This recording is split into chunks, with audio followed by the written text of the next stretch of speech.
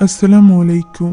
ইন্দোনেশিয়ার জঙ্গলের মধ্যে থাকা এক ভয়ঙ্কর গ্রাম দেসা পিনারি, যে গ্রামে রাত হলেই আনাগোনা বেড়ে যায় জিনের। গ্রামের মানুষেরা নিজেদের জীবন বাঁচাতে দাসত্ব করে এক জিনের, যার নাম বাদারাবুহি, যে কিনা প্রতি বছর গ্রাম থেকে একজন মেয়েকে বেছে নেয় নিজের দায়ু হিসাবে, অর্থাৎ জিনদের দুনিয়ার নর্তকী হিসাবে। এই সকল মেয়েরা আটকে যায় জিনদের দুনিয়া আঙ্কারা মোরকাতে। তবে কোন এক বিশেষ কারণে দীর্ঘ 25 বছর ধরে এই গ্রাম জিনের অভিশাপ থেকে মুক্ত ছিল। কিন্তু মিলা নামের এক মেয়ে গ্রামে আসাতেই আবারও জিনেরা ওই গ্রামের উপর আক্রমণ করে। কি ছিল এই গ্রামের ইতিহাস? কেনই বা মিলা আসাতে গ্রামে আবারও অভিশাপ ফিরে এলো? জানতে পারবো আজকের এই সদ্য মুক্তি পাওয়া ইন্দোনেশিয়ান হরর মুভির গল্পে, যার নাম ডান্সিং ভিলেজ। গল্পের শুরুতে আমরা 1955 সালে ইন্দোনেশিয়ার দেসা পেনারি নামের একটা গ্রামের দৃশ্য দেখতে পাই, যেখানে অদ্ভুত এক নাচের অনুষ্ঠান হচ্ছিল। এক সাইডে বসে কিছু লোকেরা বাজনা বাজাচ্ছিল এবং মাঝখানে 7 জন মেয়ে নাচছিল। অদ্ভুত এই কারণে, কেননা এই 7 জন মেয়েরই চোখ অস্বাভাবিক ছিল। সাদা চোখের সাথে তাদের মুখভঙ্গি এমন ছিল যেন তাদের এইভাবে নাচতে কষ্ট হচ্ছে, যেন তারা এই সব কিছু নিজের ইচ্ছাতে করছে না। তাদের সামনে একজন মহিলা বসেছিল, সে একটা মন্ত্রের মতো জপে যাচ্ছিল, যার অর্থ করলে বোঝা যায় যে এই মেয়েগুলোকে তারা কারোর কাছে সমর্পণ করছে, এদের মধ্য থেকে একজন নর্তকীকে বেছে নেওয়ার জন্য। এখানে এই মহিলার সামনে একটি বক্স খোলা অবস্থায় ছিল। এভাবেই মন্ত্র পড়তে পড়তে একে একে সবগুলো মেয়ে মাটিতে লুটিয়ে পড়ে, একজন বাদে। সে তখনও পর্যন্ত নেচে যাচ্ছিল। এই মহিলাটির নাম ছিল পুত্রী। সে এখানে মেয়েটির সামনে গিয়ে দাঁড়ায়। এমন সময় পেছনে বক্সটি বন্ধ হওয়ার শব্দ হয়ে ওঠে। বক্সটি হাতে নিয়ে খুলতেই সে দেখতে পায় তার মধ্যে রয়েছে একটি চুড়ি। সে ওই বক্সটি নেয় এবং তার সামনে নাচতে থাকা ওই মেয়েটির মাথায় হাত বুলিয়ে তখনই বেরিয়ে দৌড়ে চলে আসে জঙ্গল দিয়ে। কিছুটা দূরে একজন লোকের সাথে একটা মেয়ে দাঁড়িয়েছিল। এই মেয়েটির নাম ছিল ইংরি। পুত্রী এখানে এই বক্সটি ইংরির হাতে তুলে দেয় এবং বলে দৌড়ে এখান থেকে পালিয়ে যেতে। সে যেন আর কখনো কোনোদিনও এই গ্রামে ফিরে না আসে। পুত্রীর কাছ থেকে ওই বক্সটি নিয়ে ইনক্রি এবং ওই লোকটি দৌড়াতে শুরু করে। তবে কিছু দূরে সেই লোকটি থমকে দাঁড়ায়। সে যেন কোনো এক অশুভ শক্তিকে অনুভব করতে পারছিল, তাই সে ইংরিকে তখনই সেখান থেকে পালিয়ে যেতে বলে। সে যেন কখনোই পিছে ফিরে না তাকায়। একথা শুনে ইংরি সেখান থেকে দৌড়াতে শুরু করে এবং লোকটি থেকে যায় ওই অশুভ শক্তিকে আটকানোর জন্য। এদিকে ইংরি জঙ্গলের মধ্য দিয়ে পালাতে পালাতে একটা স্থানে এসে হোঁচট খেয়ে পড়ে যায়, আর এতে করে সে মাথায় আঘাতও পায়। সে যখন উঠে ওই বক্সটি হাতে নিচ্ছিল, ঠিক তখনই তার পেছন থেকে তাকে কেউ ডাক দেয়। সে পেছনে ঘুরে দেখতে পায় এক নর্তকীর বেশে থাকা সুন্দরী মহিলা এই জঙ্গলের ভেতরে তাকে ডাকছে। মহিলাটি ইংরিকে বলে ওই চুড়িটি ফিরিয়ে দিতে। এটা নিয়ে সে শুধু শুধু নিজের বিপদ কেন বাড়াচ্ছে, সে যেন এই সব কিছু থেকে বাইরে থাকে। তবে ইংরি কোনো কথাই শোনে না, বরং সে দৌড়ে ওই গ্রাম থেকে বেরিয়ে যায়। গ্রামের কোণে দাঁড়িয়ে ওই নর্তকী চিৎকার করে তাকে ডাকতে থাকে। দৃশ্য পরিবর্তিত হয় এবং এই ঘটনার 25 বছর পরের দৃশ্য আমরা দেখতে পাই, যেখানে আমরা মিলা নামের একজন মেয়েকে তার 2 কাজিনের সাথে বাসের মধ্যে দেখতে পাই। তারা এই বাসে করে পাহাড়ি এক অঞ্চলে গিয়ে পৌঁছায়। তার এই 2 জন কাজিনের নাম ছিল ইয়োদা এবং আরিয়া। তারা এখানে কিছু একটার খোঁজে এসেছিল, যে ব্যাপারে তাদেরকে সাহায্য করতে চলেছিল জিতো নামের আরিয়ার এক বন্ধু। এখানে আরিয়া জিতোর সাথে ইয়োদার পরিচয় করিয়ে দেয়। তারা যখন এই কাজে ব্যস্ত ছিল, তখন অন্যদিকে মিলা বাজারের ভেতরে প্রবেশ করে। সে বাজারের আশপাশটা ঘুরে দেখছিল। এমন সময় হঠাৎই ভেতর থেকে আওয়াজ আসতে শুরু করে। এই আওয়াজ শুনে মনে হচ্ছিল কেউ যেন সজোরে কোনো কিছু কাটছে। মিলা একটু দ্বিধাবোধ করছিল যে সে ভেতরে যাবে কিনা, কিন্তু পরবর্তীতে সে ঠিকই ভেতরে গিয়ে পৌঁছায়, যেখানে অনেকগুলো মাংস কাটার ভ্যান রাখা ছিল। সবগুলো খালি হলেও এক জায়গায় একজন মহিলা সমানে একটি মাংসের পিস টুকরো টুকরো করেই যাচ্ছিল। মিলা সেখানে পৌঁছাতেই ওই মহিলাটি বারবার বলতে থাকে সে যেন সেখানে না যায়, সে যেন কোনোভাবেই সেখানে না যায়। এমন সময় সেখানে ইয়োদা চলে আসে এবং মিলার হুঁশ ফিরতেই সে দেখতে পায় সামনের ওই ভ্যানটাও তো খালি, অর্থাৎ সেখানে কেউই ছিল না। এর মানে কি কোনো শক্তি মিলা যে কাজ করতে চাইছে তাতে বাধা দিচ্ছে? মিলা কিছুই বুঝে উঠতে পারছিল না, তবে সে এই ব্যাপারে খুব একটা ভাবেও না। তারা এরপর বাইরে বসে জিতোর সাথে কথা বলছিল, যেখানে জিতোকে মিলা কিছু ছবি দেখায়। ইয়োদা জানায় যে এই গ্রামটি তাদেরকে খুঁজে বের করতে হবে। মিলার মাকে বাঁচাতে হলে তাদের ওই গ্রামে যাওয়া জরুরি। প্রথমে তো জিতো এমন ভাব করছিল যেন সে এই গ্রামটিকে চেনে না। পরবর্তীতে সে সেখানে একটি নর্তকীর ছবি দেখতে পায় এবং বলে ওঠে যে একটা গ্রাম এখানে আছে যেটা কিনা নর্তকীদের গ্রাম নামে পরিচিত। গ্রামের নাম দেসা পিনারি, তবে সেটা অনেক দূরে এবং জঙ্গলের ভেতরে অবস্থিত। যা শুনে আরিয়া তাকে কিছু টাকা দেয়। ৬,০০০ টাকা পেয়ে জিতো বলে যে সে এখনই তাদেরকে ওই গ্রামে নিয়ে যেতে পারবে, তবে এটা তাদের চুক্তির অর্ধেক টাকা ছিল।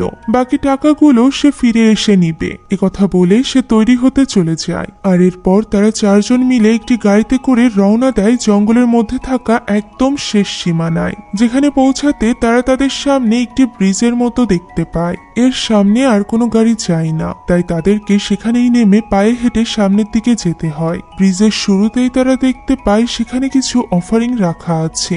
এগুলো কার জন্য রাখা আছে এই ব্যাপারে জিতো নিজেও জানতো না।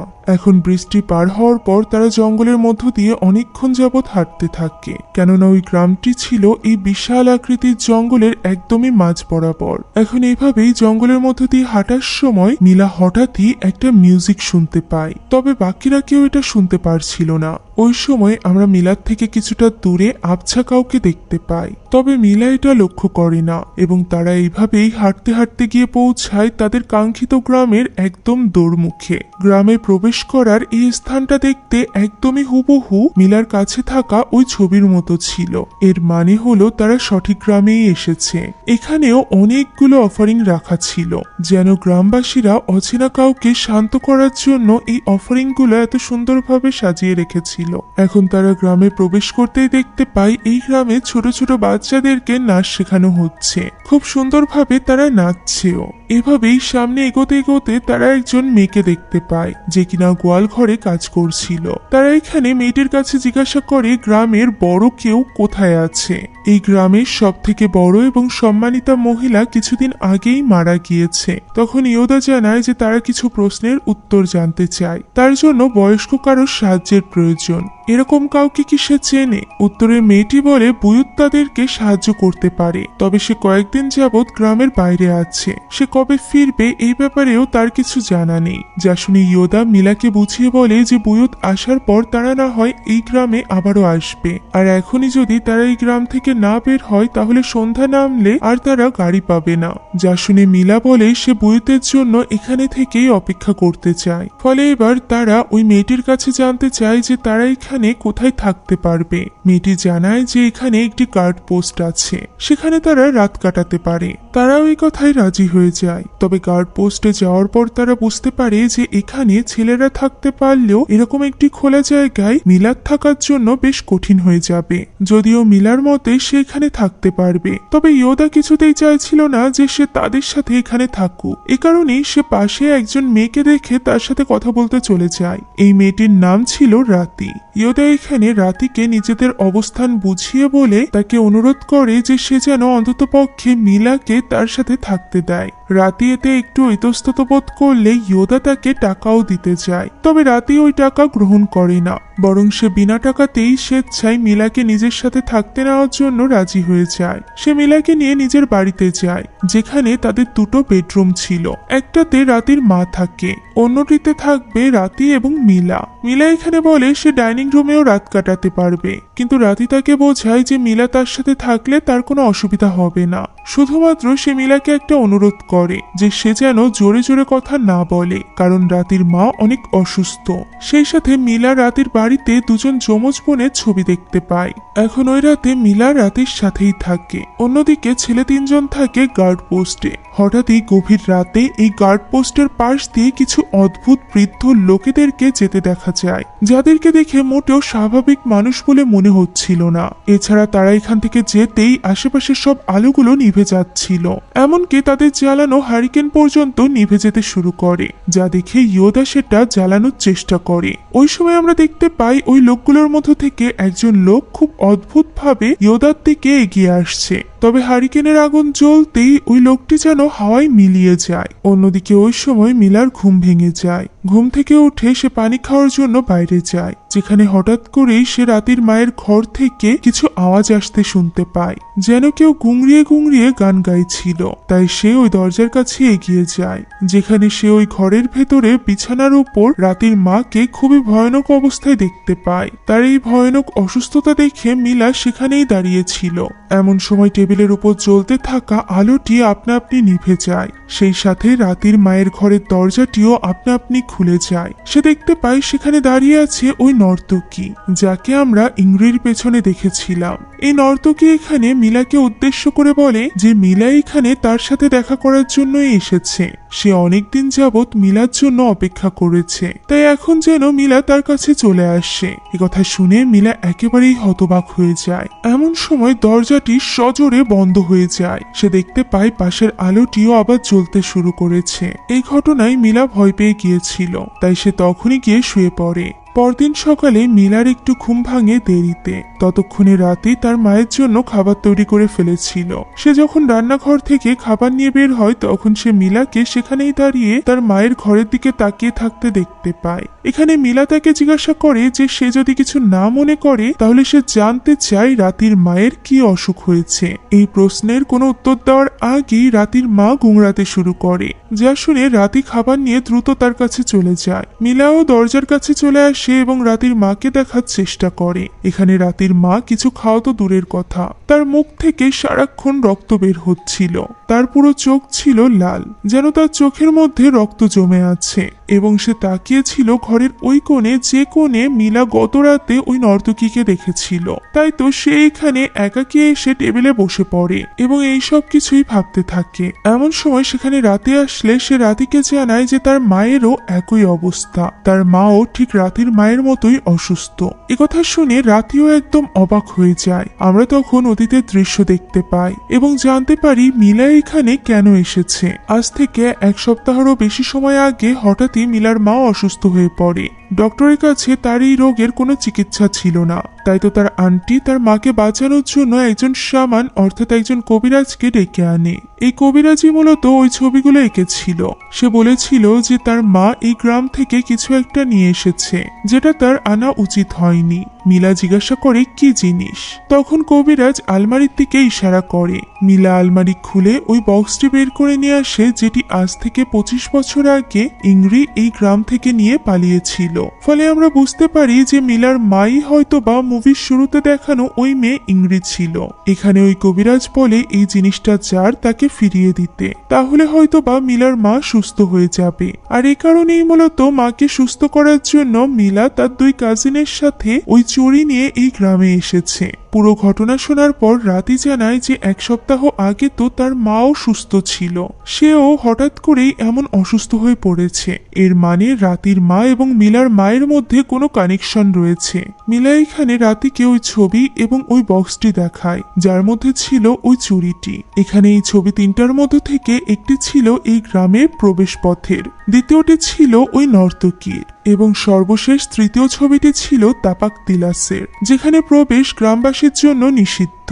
একমাত্র বুধ ফিরে এলেই তারা সেখানে প্রবেশ করতে পারবে। এরই মধ্যে সেখানে চলে আসে ইয়োদা। মিলা এখানে ইয়োদাকে সবকিছু খুলে বলে। সে জানতে চায় যে তাদের এখনই তাপাক তিলাসে যাওয়া উচিত নাকি বুধের জন্য অপেক্ষা করা উচিত। ইয়োদার মতে তাদের রাতের কথা মতো বুধের জন্য অপেক্ষা করা উচিত।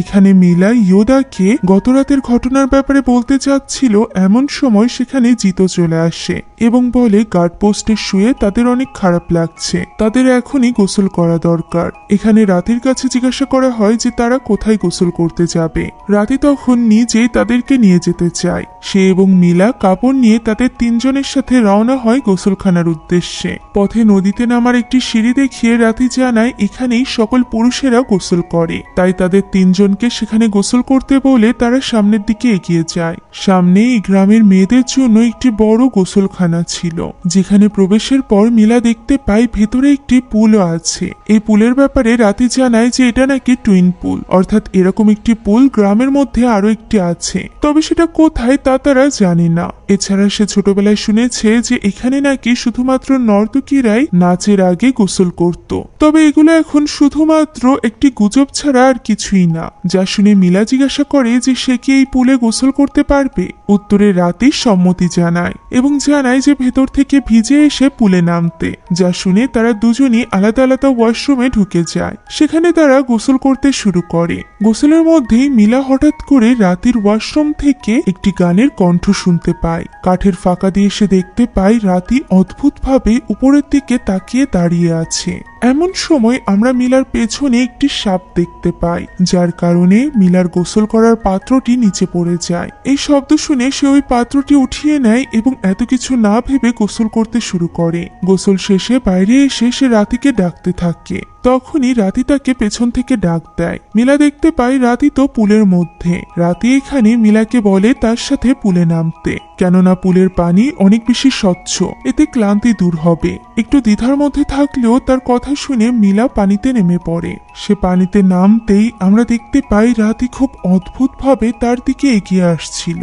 সেই সাথে ওই গানটিও গাইছিল যেটা মিলা একটু আগেও শুনেছে। রাতি এখানে খুবই অদ্ভুতভাবে মিলাকে স্পর্শ করতে থাকে, যেখানে মিলা তার কাছে জানতে চায় যে ওই গানটি কিসের সম্বন্ধে। রাতি জানায় এই গানটিতে ওয়াদা খেলাপকারী মানুষের কথা বলা হয়েছে।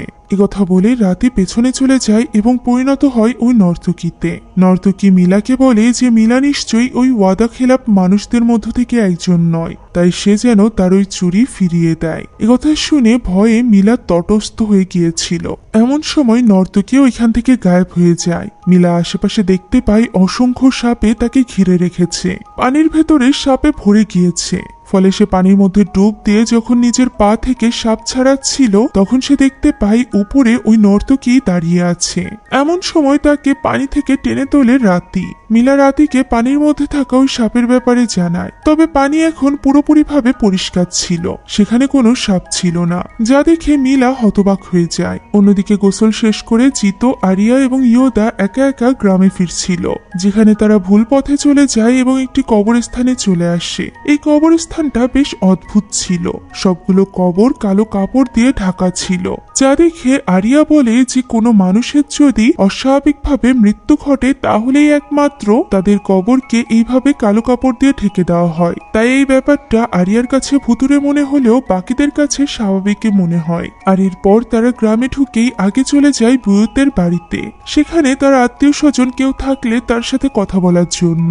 সেখানে গিয়ে তারা দেখতে পায় বুত এখনো ফেরেনি। এছাড়া তার পুরো বাড়ি পুরোপুরিভাবে ফাঁকা, অর্থাৎ সেখানে কেউই থাকে না। তাদেরকে এইভাবে উকিঝুঁকি মারতে গ্রামের একজন ছেলে দেখে ফেলে এবং তাদের উপর ঢিল ছুড়তে শুরু করে। এই ছেলেটির নাম ছিল প্রাবু। তার ঢিল শেষ হয়ে গেলে বাকি তিনজন মিলে তাকে ভয় দেখিয়ে সেখান থেকে চলে আসে। যেখানে পথে প্রাবু তাদেরকে ডেকে জানায় যে সে শুনেছে বুয়ুত নাকি একটি কালো কুকুরে পরিণত হয়েছে, যার চোখ পুরোপুরি লাল। আরিয়াবাদে বাকি দুজনের কাছেই এই পুরো ব্যাপারটা গুজব বলে মনে হয়, তাই তারা প্রাবুর কথায় গুরুত্ব না দিয়ে বাড়িতে ফিরে আসে। যেখানে আসা মাত্রই মিলা ইয়োদাকে সকল ঘটনা খুলে বলে।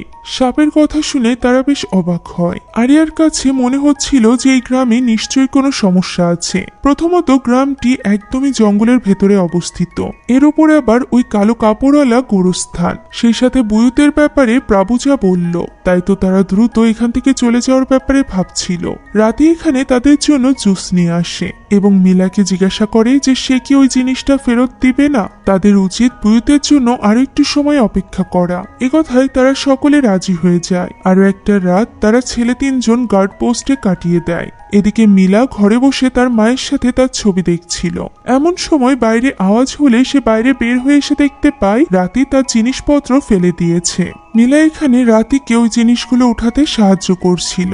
এমন সময় হঠাৎই জঙ্গলের মধ্য থেকে তারা কিছু গানের আওয়াজ শুনতে পায়। এই বাজনা এবং গানের আওয়াজ শুনে মিলা জিজ্ঞাসা করে যে এই আওয়াজ কোথা থেকে আসছে। উত্তরে রাতি বলে হতে পারে পাশের গ্রামে নাচের প্র্যাকটিস হচ্ছে। এখানে জঙ্গলের ভেতরে একটি জায়গা আছে যেখানে গ্রামের মানুষেরা নাচের প্র্যাকটিস করে। রাতি মিলাকে জিজ্ঞাসা করে সে কি সেখানে যেতে চায়। মিলার মনে হচ্ছিল সেখানে গেলে হয়তো বা সেই চুরি কাকে দিবে এই ব্যাপারে জানতে পারবে। তাই সে চুড়ি এবং ওই ছবি হাতে নিয়ে তখনই রাতের সাথে রওনা হয়। জঙ্গলের মধ্য দিয়ে হাঁটতে হাঁটতে তারা একটি অদ্ভুত স্থানে চলে আসে। মুহূর্তের মধ্যে মনে হয় অন্ধকার জঙ্গল যেন লাল বর্ণ ধারণ করেছে। তার সামনে একটি উঁচু স্থান দেখতে পায় যেখানে অনেকেই নাচ গান করছিল, যা দেখে তারা সেদিকে এগিয়ে যায়। পরদিন সকালের দৃশ্য আমরা দেখতে পাই যেখানে জিতো, আরিয়া এবং ইয়োদা তাদেরকে ডাকতে এসেছিল। তবে অনেকবার ডাকার পরও রাতি দরজা খোলে না। তখন ইয়োদা দেখতে পায় দরজা তো আগে থেকেই খোলা। তাই তারা মিলা এবং রাতির খোঁজে ভেতরে প্রবেশ করে, যেখানে ইয়োদা দেখতে পায় ওই বক্সটি খালি। সেই সাথে মিলা এবং রাতি পুরো বাড়িতে কোথাও নেই। এমন সময় ভেতর থেকে রাতির মায়ের গোংরানোর আওয়াজ শোনা যায়, যা শুনে তারা দরজা খুলতেই রাতির মায়ের এই ভয়ানক অবস্থা দেখে তারা দ্রুত বাড়ি থেকে বেরিয়ে আসে। সকাল গড়িয়ে দুপুর হয়ে যায়। মিলা এবং রাতি তখনও ফেরে না। এ কারণেই তারা গ্রামের বিভিন্ন জায়গায় তাদেরকে খুঁজে বেড়ায়, গোসলখানা, ক্ষেত, সব জায়গায়। অন্যদিকে আমরা মিলা এবং রাতিকে দেখতে পাই। তারা ওই স্থানে গিয়ে দেখতে পাই আশেপাশের লোকগুলো বেশ অদ্ভুত এবং অদ্ভুতভাবে তালে তালে তারা নাচছে, যেখানে সবার সামনে নাচছে ওই নর্তকী, যাকে এর আগেও কয়েকবার মিলা দেখেছিল। ওই নর্তকীর সামনে সেই রাতি বলে ওঠে, এটাই মিলা। অর্থাৎ রাতি ইচ্ছাকৃতভাবেই মিলাকে এখানে নিয়ে এসেছিল। ওই নর্তকী মিলার কাছে এসে তার গায়ের গন্ধ নেয় এবং তার কাছে তার চুড়িটি ফেরত চায়। মিলা এখানে নর্তকীকে প্রশ্ন করে যে সে যদি ওই চুড়িটি ফিরিয়ে দেয় তাহলে তার মা কি সুস্থ হয়ে যাবে। এর কোনো উত্তর নর্তকী দেয় না। ফলে ভয়ে মিলা দ্রুত চুড়িটি তার হাতে দিয়ে দেয়। চুড়িটি হাতে পরে নর্তকী জানায় যে সেই মূলত ওই কবিরাজের মাধ্যমে মিলাকে এই স্থানের ব্যাপারে জানিয়েছিল, যাতে করে মিলা এই চুড়ি ফিরিয়ে দেওয়ার জন্য এখানে আসে। সেদিন কবিরাজ যা যা বলেছিল এই নর্তকীর বসে এসেই বলেছিল। যে ব্যাপারটা বোঝার পর কবিরাজ নিজেই সেখান থেকে পালিয়ে গিয়েছিল। সে এখানে মিলাকে তার সাথে থেকে যেতে বলে, আর এরপর রাতের দিকে তাকিয়ে বলে যে সে তার কাজ সম্পন্ন করেছে। যা শুনে রাতে জিজ্ঞাসা করে যে তাহলে এবার তার মায়ের কি হবে। উত্তরে নর্তকী বলে যে সে যেন বাড়িতে যায় এবং তার মায়ের সাথে দেখা করে। অন্যদিকে ওই সময় আমরা জিতো, আরিয়া এবং ইয়োদাকে দেখতে পাই, যারা কিনা রাতি এবং মিলাকে খুঁজতে খুঁজতে একটি নির্জন স্থানে চলে এসেছিল। সেখানে তারা একটা খাবারের দোকান দেখতে পায়। এত রাতে এত দূরে একটি খাবারের দোকান দেখে তারা তাদের কাছে খোঁজ নিতে যায় যে তারা মিলা অথবা রাতিকে দেখেছে কিনা। সেখানে গিয়ে ইয়োদা তাদের কাছে মিলা এবং রাতির ব্যাপারে জিজ্ঞাসা করছিল। অন্যদিকে সারাদিন না খাওয়া ক্ষুধার্ত জিতো বসে পড়ে সেখানে খাবার খেতে। আরিয়ার সেখানে বসে থাকা অদ্ভুত লোকদেরকে দেখে বেশ সন্দেহ হয়, তাই সে জিতোকে উঠে আসতে বলে। আর এরপর সে ইয়োদাকে নিয়ে সেখান থেকে রওনা দিতে চাইলে অমনি পেছন থেকে একজন লোক তাদেরকে ডাক দেয় এবং তারা যেহেতু এখানে নতুন তাই সে তাদেরকে কিছু খাবার দিয়ে দেয়, যে খাবার জিতো গ্রহণ করে নেয়। আর এরপর তারা যখন ফিরে আসছিল তখন আমরা দেখতে পাই সেখানে আরো কিছু লোক যেন উদিত হয়েছে, যারা কিনা এতক্ষণ যাবৎ সেখানে ছিল না। অর্থাৎ এই মানুষগুলো কোনো সাধারণ মানুষ ছিল না, হতে পারে এটা কোনো জিন প্রজাতি। আর এই ব্যাপারটা রাতি খুব ভালো করেই জানতো। তাই তো ওই নর্তকী তাকে যেতে বলা মাত্রই সে দৌড়ে সেখান থেকে বেরিয়ে আসে। তার পিছু পিছু মিলাও দৌড়াতে থাকে এবং পেছন থেকে ওই জিনগুলো তাদেরকেই দেখতে থাকে। রাতি এক মুহূর্তের জন্য জঙ্গলের ভেতরে দাঁড়ায় না, সে এক দৌড়ে গ্রামের ভেতরে চলে আসে। আর এরপর সে থামে, যেখানে মিলা তাকে জিজ্ঞাসা করে যে ওই মেয়েটি কে ছিল। উত্তরে রাতি জানায় বাদারা বুহি। সে তাকে প্রমিস করেছিল যে রাতি যদি তাকে সাহায্য করে তাহলে সে রাতির মাকে সুস্থ করে দিবে। তখনই দৃশ্য অতীতে যায় এবং আমরা দেখতে পাই যেদিন মিলার সাথে রাতি গোসল করতে গিয়েছিল সেদিন গোসলখানায় ঢোকার পর রাতি হঠাৎই তার মায়ের কণ্ঠ শুনতে পায়, যে কিনা মুহূর্তের মধ্যে তার উপর হামলে পড়ে এবং তার কাছে সাহায্য চাইতে থাকে। ভয়ে রাতি চোখ বন্ধ করে মেললেই সে তার সামনে তার মাকে দেখতে পায় না, বরং তার সামনে দাঁড়িয়ে ছিল বাদারা বুহি। সে রাতিকে বলে যে রাতি তার মাকে সুস্থ করতে পারবে যদি সে বাদারা বুহিকে সাহায্য করে। একথা বলে সে সেখান থেকে চলে যায়। এমন সময় মিলাকে পানিতে ডুবতে দেখে রাতি তাকে সাহায্য করে টেনে উপরে নিয়ে আসে। ওই সময়ও রাতে পানির ভেতরে বাদারাবুহিকে দেখেছিল এবং ঠিক করে নিয়েছিল যে সে তার মায়ের জীবন বাঁচানোর জন্য বাদারাবুহিকে সাহায্য করবে তার ওই চুরিটি ফিরে পাওয়ার ক্ষেত্রে। সে নিজেও জানতো বাদারাবুহি কোনো মানুষ নয়। এরপরও সে তার কথা মতো মিলাকে মিথ্যা বলে ওই তাপাক তিলাসে নিয়ে গিয়েছিল। এমন সময় জোরে জোরে বিদ্যুৎ চমকাতে শুরু করে, ঝড় বৃষ্টি শুরু হয়ে যায়, যা দেখে দ্রুত রাতে চলে আসে বাড়িতে ঢুকেই মিলা দেখতে পায় রাতে চিৎকার করে কাঁদছে। ভেতরে রাতের মায়ের অবস্থা আরো বেশি খারাপ হয়ে গিয়েছিল। মিলা দরজায় দাঁড়িয়ে এই সবকিছু দেখছিল, যা দেখে রাতি তার মুখের উপরই দরজা বন্ধ করে দেয়। রাতির মায়ের এই অবস্থা দেখে মিলার নিজের মায়ের জন্য অনেক বেশি চিন্তা হচ্ছিল, তাই সে আর এক মুহূর্তও দেরি করে না, ব্যাগপত্র গুছিয়ে তখনই ওই বাড়ি থেকে রওনা দেয়। সে যখন গ্রাম থেকে বাইরে যেতে যাচ্ছিল তখনই তাকে দেখে ফেলে জিতো, আরিয়া এবং ইয়োদা। এই ঝড় বৃষ্টির মধ্যে পাহাড়ি এলাকায় মিলাকে আটকানোর জন্য তারা চেষ্টা করতে থাকে। তবে মিলা তো তখনই তার মায়ের কাছে ফিরে যেতে চাইছিল, তবুও তারা জোর করে মিলাকে রাতের বাড়িতে ফিরিয়ে নিয়ে আসে। মিলা তবুও জেদ করছিল তার মায়ের কাছে যাওয়ার জন্য। তখন জিতো জানায় যে এখন কোনো গাড়িই পাওয়া যাবে না, সে যদি এই ঝড় বৃষ্টির মধ্যে রওনাও দেয় তবুও সে বাড়িতে যেতে পারবে না। মিলা বলে তার হাতে সময় নেই, সে শুধু জানতে চায় যে সে যে কাজটি করেছে সেটা ঠিক করেছে কিনা। তখন ইয়োদা জিজ্ঞাসা করে যে সে কি করেছে এবং সে কোথায় ছিল। উত্তরে মিলা জানায় সে ওই জিনিসটিকে ফিরিয়ে দিয়ে এসেছে, তবে এখন কেন জানি তার মনে হচ্ছে সে এই কাজটি ঠিক করেনি। যা শুনে জিতো অবাক হয়ে জিজ্ঞাসা করে যে একটি চুরি ফেরত দিতে তার পুরো দিন কেটে গিয়েছে। একথা শুনে মিলা অবাক হয়ে যায় এবং বলে সে তো কয়েক মুহূর্তের জন্যই সেখানে ছিল। তখন বাকিরা তাকে জানায় যে রাতি এবং সে কাল রাত থেকে গায়েব ছিল, সারাদিনেও তাদেরকে কোথাও খুঁজে পাওয়া যায়নি, এমনকি জঙ্গলের ওই স্থানেও না যে স্থানের কথা মিলা বলছে। এর মানে স্পষ্ট, মিলা এবং রাতি কাল রাতে জিনদের দুনিয়াতে প্রবেশ করেছিল, যে কারণে সেখানে অল্প কয়েক মুহূর্ত আসল দুনিয়াতে 24 ঘন্টার সমান ছিল।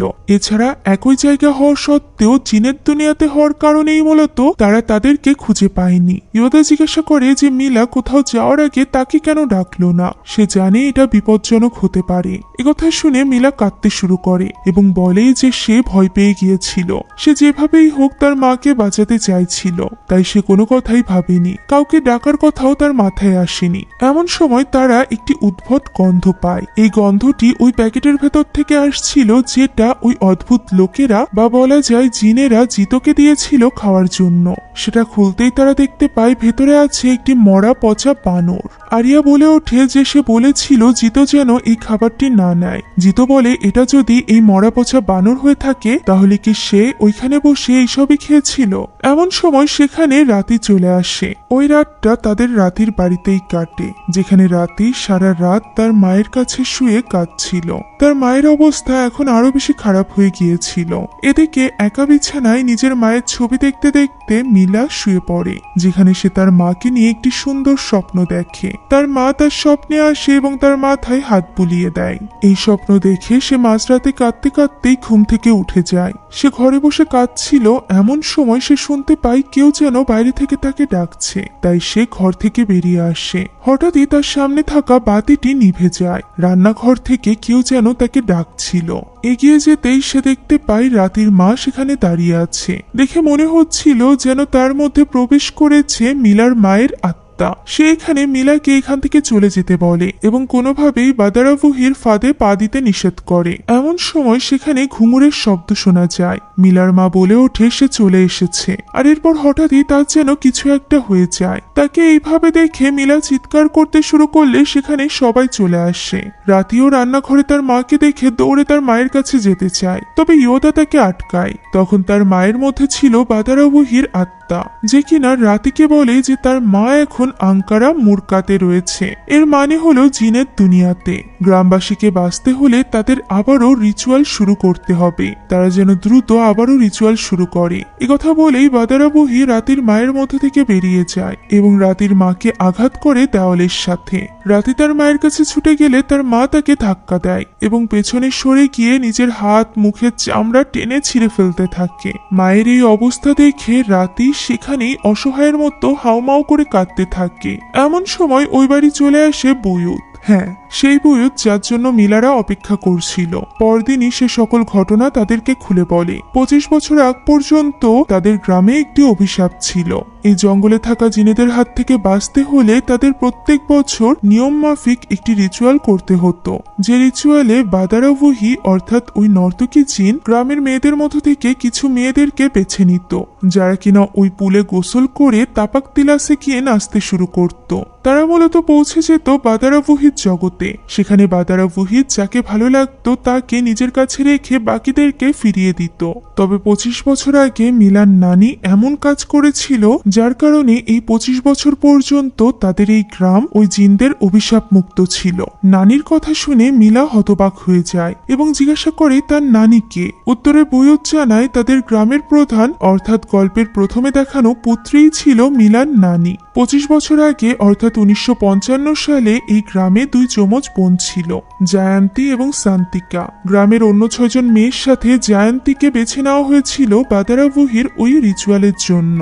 যেটা জানতে পেরে শান্তিকা পুত্রীর সাথে দেখা করে এবং তাকে বোঝায় যে সে তার বোনকে ছাড়া বাঁচতে পারবে না। সে নিশ্চিত বাদারাবুহি সকল মেয়েদের মধ্য থেকে তার বোনকেই বেছে নিবে। তবে সে কিছুতেই তার বোনকে হারাতে চাইছিল না, যে কারণে সে পুত্রীকে অনুরোধ করে যে জায়ান্তির বদলে তাকে ওই রিচুয়ালে পাঠাতে। পরবর্তীতে পুত্রীও ভেবে দেখে এটাই তাদের কাছে শেষ সুযোগ। তারা যদি কোনোভাবে বাদারাবুহিকে ধোঁকা দিতে পারে এবং তার ওই চুড়ি যার সাহায্যে সে নর্তকী বাছাই করে সেই চুড়িকে এই গ্রামের বাইরে পাঠিয়ে দিতে পারে, তাহলে এই গ্রাম অভিশাপ মুক্ত হবে। পুত্রী চাইছিল তার একমাত্র মেয়ে ইংরি ওই চুরির দায়িত্ব নিয়ে এই গ্রাম থেকে অনেক দূরে চলে যাক। বুয়ুত তাকে বোঝায়ও যে সে যদি চলে যায় তাহলে কোনোদিনও পুত্রী তার দেখা পাবে না, কিন্তু পুত্রী তার সিদ্ধান্তে অটল ছিল। আমরা দেখতে পাই সত্যি জিয়ান্তের জায়গায় শান্তিকাকে ওই রিচুয়ালে পাঠানো হয়, যেখানে শান্তিকাকে বেছে নেয় বাদারাবুহি। তাই তো বাদারাবুহি আবার ওই বক্স থেকে চুরি নেওয়ার আগেই সে ওই চুরি নিয়ে গিয়ে তুলে দেয় তার মেয়ে ইংরির হাতে, যা নিয়ে 25 বছর আগে ইংরি এই গ্রাম ছেড়েছিল। এরপর থেকে আর কোনোদিনও সে এই গ্রামে ফিরেনি। চুরিটি না থাকায় 25 বছর ধরে এই গ্রাম রিচুয়াল মুক্ত ছিল। গ্রামের আর কোনো মেয়ে বাদারাবুহির শিকার হয়নি, জিনরাও তাদের কোনো ক্ষতি করেনি। তবে এই 25 বছর ধরে তীব্র যন্ত্রণা এবং বাদারাবুহির নির্যাতন সহ্য করেছে পুত্রী। এভাবেই সহ্য করতে করতে কিছুদিন আগে সে মারা গিয়েছে। সে মারা যাওয়ার আগে বুয়ুতকে বলেছিল তার মেয়ে ইংরির কাছে যেতে, কারণ তাকে মারার পর বাদারাবুহির পরবর্তী শিকার হবে ইংরি। তবে সে যতক্ষণে ইংরির কাছে গিয়ে পৌঁছায় ততক্ষণে ইংরি অলরেডি বাদারাবুহির শিকার হয়ে গিয়েছিল এবং মিলাও রওনা দিয়েছিল এই গ্রামের উদ্দেশ্যে। এ কারণেই বুয়ুতের সাথে মিলার দেখা হয়নি, অর্থাৎ বুয়ুত এতদিন যাবৎ মিলার বাড়িতেই ছিল। পুরো গল্পটি তো পরিষ্কার। ধোঁকাবাজির জন্য মিলার নানি শাস্তি পেয়েছে এবং তাকে সাহায্য করার জন্য তার মা শাস্তি পেয়েছে। তাহলে রাতির মা কেন শাস্তি পেল? আসলে রাতির মা আর কেউ নয় বরং জায়ান্তি নিজে ছিল। হ্যাঁ, যার বদলে শান্তিকা সেদিন মারা গিয়েছিল, যমজ বোনের এক বোন। আর এ কারণেই যেহেতু তারও এই ধোঁকাবাজিতে সমানভাবে অংশীদারিত্ব ছিল, তাই তাকেও শাস্তি পেতে হচ্ছে। এখন এই সবকিছু জানার পর মিলা এবং রাতি দুজনই বুঝতে পারে যে তারা কত বড় ভুল করেছে ওই চুরি বাদারাবুহির হাতে তুলে দিয়ে। এরপরও বুয়ুত চেষ্টা করছিল রাতের মাকে বাঁচানোর জন্য। তাই তো সে গ্রাম খুঁজে কালো রঙের 2টি মুরগি জবাই দিয়ে নিয়ে আসে, যেটা কিনা সে রিচুয়ালে ব্যবহার করতে চলেছে। সে রাতের মায়ের ঘরে ঢোকার আগে সকলকে বলে দেয় যে সে রিচুয়াল শেষ না করা পর্যন্ত কেউ যেন ওই ঘরে প্রবেশ না করে। তার রিচুয়াল চলতে চলতে রাত হয়ে যায়। রাতের বেলায় ইয়োদা মাঝের রুমে বসেছিল যখন দরজায় নক হয়। ইয়োদা চলে যায় দরজা খুলতে।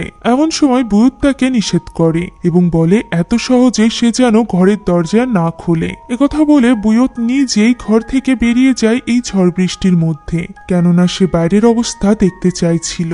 বাইরে সে দূরে একজন লোককে দেখতে পায় যে কিনা একটি মুরগি কাঁচা খাচ্ছিল।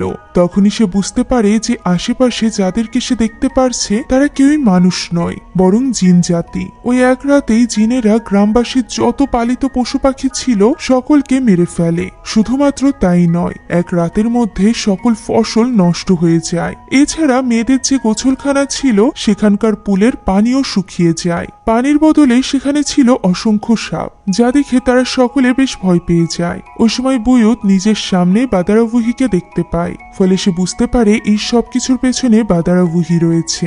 এখন তাকে আটকাতে হলে তাকে খুশি করতে হবে, আর তাকে খুশি করার একটি মাত্র মাধ্যম, সেটা হলো রিচুয়াল। তাই তো বুয়ুত এই ব্যাপারে কাজ শুরু করে দেয়। অন্যদিকে ইয়োদারা তৈরি হচ্ছিল এই গ্রাম ছেড়ে চলে যাওয়ার জন্য, যেখানে ইয়োদা লক্ষ্য করে যে মিলা গ্রামবাসীর পিছু পিছু ওই স্থানে যাচ্ছে যেখানে রিচুয়ালের জন্য মেয়েদেরকে সিলেক্ট করা হচ্ছে। ইয়োদা তাকে বুঝিয়ে বলে যে তাদের দ্রুত সময়ের মধ্যে এই গ্রাম থেকে বেরিয়ে যাওয়া উচিত। তবে নিজের জন্য যেহেতু এত বড় সমস্যার সৃষ্টি হয়েছিল, তাই মিলা কিছুতেই এখনই এই গ্রাম ছেড়ে যেতে চাইছিল না। সে চাইছিল এই রিচুয়ালটি সম্পূর্ণ হোক। এতে করে গ্রামবাসীরা যেমন মুক্তি পাবে, ঠিক তেমনই সম্ভাবনা থাকতে পারে যে এতে করে তার মাও সুস্থ হয়ে যাবে। এখন এখানে একে একে সব মেয়েদেরকে এক বিশেষ প্রকারের জুস টেস্ট করানো হয়, যেখানে সর্বশেষ ছিল রাতি। রাতি জুস খেয়ে বলে যে এটা মিষ্টি। তখন গ্রামের একজন লোক এসে জানায় যে সেই গ্রামের সর্বশেষ মেয়ে। আর এরপর বুয়ুত মিলার কাছে জানতে চায় যে সেই জুসটি ট্রাই করে দেখবে কিনা। মিলাই কথায় রাজি হয়ে যায় এবং সেখানে বসে ওই জুসটি মুখে নেয়। মুখে নিয়েই সে জানায় এই জুসটি মিষ্টি। একথা শুনে সেখানে ইয়োদা আসে এবং সেও জুসটি মুখে নিতেই দ্রুত ফেলে দেয়, কেননা তার মতে এই জুস প্রচন্ড তিতা ছিল। এখানে বুয়ুত বোঝায় যে বাদারাবুহি যে সকল মেয়েদেরকে নিজের দায়ুস অর্থাৎ নর্তকী হিসাবে নির্বাচন করবে, তাদের কাছে এই শরবত মিষ্টি লাগবে। এর মানে হলো গ্রামের অন্য 5 জন মেয়ের সাথে মিলা এবং রাতিকেও বেছে নিয়েছিল বাদারাবুহি। তাই তো রাতি নাচের জন্য বিশেষ কাপড় মিলাকে দেয় এবং তৈরি হয়ে নিতে বলে। দায়ু জিজ্ঞাসা করে তারা কেন তাপাকতিলাসে যেতে পারবে না। উত্তরে রাতি জানায় এটাই নিয়ম, শুধুমাত্র নর্তকী এবং গ্রামের বয়স্করাই সেখানে থাকতে পারবে। তবে ইয়োদা কিছুতেই চাইছিল না যে মিলা এই রিচুয়ালে অংশগ্রহণ করুক। বাকিরা তো সিদ্ধান্ত নেয় যে এই রিচুয়াল শেষ না হওয়া পর্যন্ত তারা এই গ্রাম ছেড়ে যাবে না, মিলার জন্য তারা অপেক্ষা করবে। তবে ইয়োদার পক্ষে মিলাকে এইভাবে অংশগ্রহণ করতে দেওয়া সহজ ছিল না, কেননা সে মিলাকে পছন্দ করত এবং তারই দায়িত্ব ছিল মিলাকে রক্ষা করা। তবে মিলা তার কোনো কথাই শোনে না। তার মা এবং নানি এই গ্রামকে অভিশাপ মুক্ত করতে যে পরিমাণে স্যাক্রিফাইস করেছে, তার কাছে এটা কিছুই না। এর উপর আবার তার কারণেই এই সবকিছু হচ্ছে। এ কারণেই মিলা পরদিন সকালে বাকি মেয়েদের সাথে তৈরি হয়ে নেয় এই রিচুয়ালের জন্য। তাদেরকে নিয়ে যাওয়া হয় তাপাকতিলাসে। তাপাকতিলাসে প্রবেশের আগ মুহূর্ত পর্যন্ত ইয়োদা চেষ্টা করছিল মিলাকে এখান থেকে নিয়ে যাওয়ার, কিন্তু সেই কাজে ব্যর্থ হয়।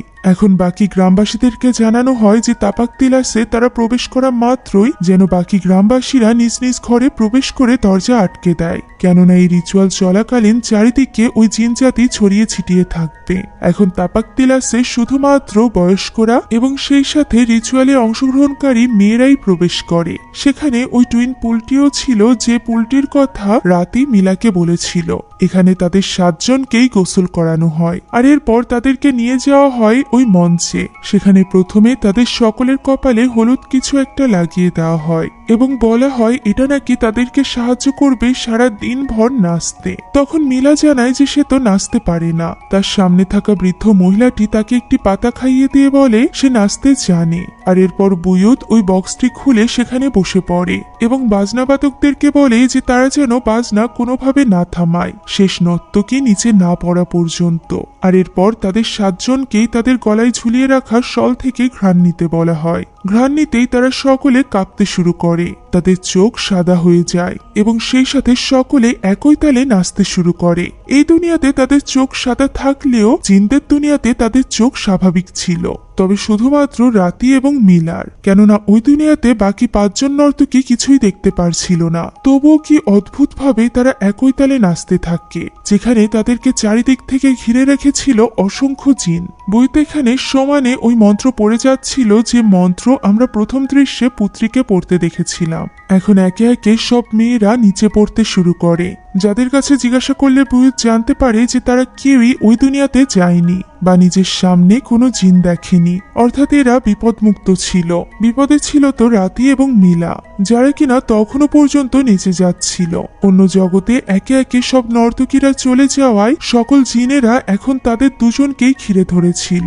এদিকে সন্ধ্যা গড়িয়ে রাত হয়ে যায়। ইয়োদার প্রচন্ড চিন্তা হচ্ছিল, এতক্ষণে তো ওই রিচুয়াল শেষ হয়ে যাওয়ার কথা, তাই সে তখনই বের হতে যায়। তবে তাকে আটকে নেয় আরিয়া এবং মনে করিয়ে দেয় যে বুয়ুত তাদেরকে ঘরে থাকতে বলেছিল। অন্যদিকে আমরা নাচের আসরে দেখতে পাই যে সকলে বেশ চিন্তিত হয়ে পড়েছিল যে এখনো পর্যন্ত মিলা অথবা রাতি কেউই থামেনি। এভাবেই তারা সারাদিন ধরে নাচছে। এমন সময় আমরা জিনের জগতের দৃশ্য দেখতে পাই যেখানে সবকিছু হঠাৎই থেমে যায়। মিউজিক থামার সাথে সাথে রাতি এবং মিলাও থেমে যায়। বাকি সব জিনদের সাথে সাথে তারাও মাথা নত করে বাদারা বুইয়ের সামনে। এখানে বাদারা বুইয়ে আসে এবং মিলার সাথে কথা বলে। সে মিলাকে বলে এই দুনিয়াতে থেকে যেতে, কারণ তার গায়ের সুঘ্রাণ তার বেশ পছন্দ হয়েছে। তখন মিলা জিজ্ঞাসা করে যে তার মায়ের কি হবে। এর উত্তর বাদারা বুই দিতে পারে না, বরং সে রাগের মাথায় আবারও মিউজিক চালু করে দেয়, যার ফলে মিলা এবং রাতি নাচতে থাকে। তখন বাদারা বুই মিলার পেছনে এসে বলে যে সে আবারও বলছে মিলা যেন তার সাথে এই জগতেই থেকে যায়। তবে মিলা বারবার না বলতে থাকে। এভাবেই না বলতে বলতে একবার চিৎকার করে সে আসল দুনিয়াতে ফিরে আসে এবং মাটিতে পড়ে যায়, যা দেখে বুয়ুত তার কাছে ছুটে আসে এবং তাকে জিজ্ঞাসা করে যে সে কিছু দেখেছে কিনা। উত্তরে মিলা বলে সে বাদারা বুইকে দেখেছে। একথা বলা মাত্রই মিলার চোখ আবারও সাদা হয়ে যায়। সে আবারও উঠে দাঁড়ায় এবং আবারও ডান্স করতে থাকে। যে ব্যাপারটা দেখে বুয়ুত সহ সেখানে থাকা সকলে হতবাক হয়ে যায়।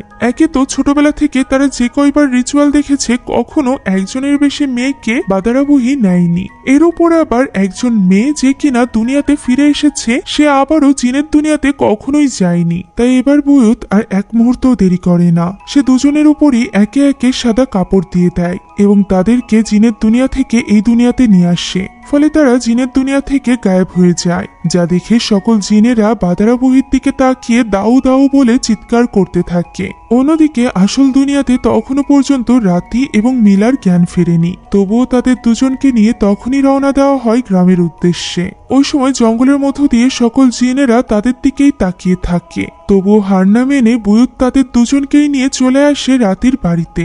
সেখানে মিলাকে এই অবস্থায় দেখে ইয়োদা ভীষণ আকারে ভেঙে পড়ে। আরিয়া তাকে সামলাচ্ছিল। এদিকে জিতো বুয়ুতের কথা মতো কিছু লবণ নিয়ে ওই ঘরের চারিদিকে ছড়িয়ে দেয়। এরপর বুয়ুত তাদের দুজনের মুখের উপর থেকে সাদা কাপড় সরিয়ে বলে যে বাদারা বুই তাদের দুজনের মধ্য থেকে কাউকেই বাছাই করেনি। এর মানে হলো তারা দুজনই এখন আঙ্কারা মোরকাতে, অর্থাৎ জিনের দুনিয়াতে।